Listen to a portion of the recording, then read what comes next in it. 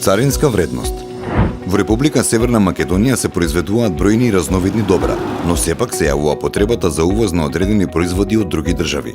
При увозот, овие производи треба да бидат предмет на царинење од царинската служба. За таа цел, царината мора да ги има следните три важни информации. Под 1. За какви производи станува збор? Под 2. Која е нивната земјана потекло? Под 3. Колкава е нивната вредност? Во ова видео ќе објасниме како царината ја одредува царинската вредност на добрата. Царинската вредност е од суштинска важност при одредување на точната висина на било која царинска давачка, што треба да се наплати за увезени добра. Вообичаено, царинските давачки се наплаќаат како процент од царинската вредност на увезениот производ. Оваа вредност не е секогаш иста со вредноста прикажана на комерцијалната фактура.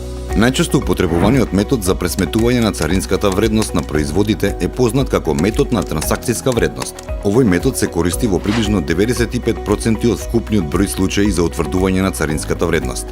Трансакцијската вредност е вистински платената цена или цената што треба да се плати за добрата во моментот на нивното продавање за извоз во Република Северна Македонија и истата се пресметува преку одредување на почетната цена на производите, додавање на одредени трошоци и давачки, одземање на одредени трошоци и давачки. Некои од додадените трошоци на цената што е платена или треба да се плати за добрата се за превоз на добрата до македонската граница, продажна провизија за посредничките услуги, надоместоци за тантиеми и надоместоци за лиценци што се поврзани со производите, а што не биле претходно вклучени во цената. Откако објаснивме кои трошоци треба да бидат вклучени во царинската вредност, може да ги погледнеме трошоците што не се вклучени во истата. Транспортните трошоци за превоз на територијата на Северна Македонија не се вклучени во царинската вредност.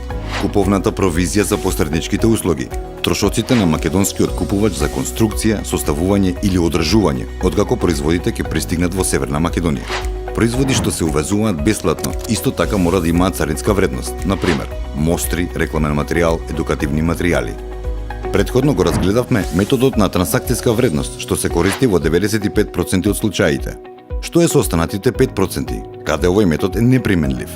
Иако постојат повеќе причини, сепак најчестата причина зошто методот на трансакцијска вредност е неприфатлив за царината е евентуалната поврзаност помеѓу купувачот и продавачот, што влијае врз цената.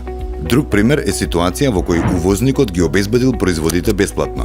Во овие случаи се применува друг метод за одредување на царинската вредност, што вклучува трансакцијска вредност на идентични добра, трансакцијска вредност на слични добра, дедукативен метод заснован на продажната цена на производот во Северна Македонија, метод на пресметковна вредност заснован на цената на производство на производот во земјата на извоз.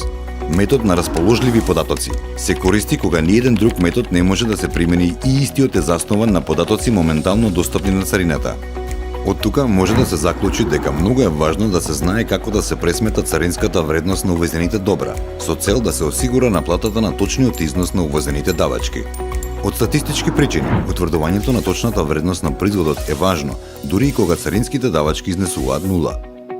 Царинската вредност исто така има важност и при пресметувањето на ДДВ и акцизните давачки за производите. Данокот на додадена вредност се пресметува при повеќето увози во Северна Македонија и неговата висина се одредува врз основа на царинската вредност на производите со вклучени царински давачки. Повеќе информации може да најдете на customs.gov.mk.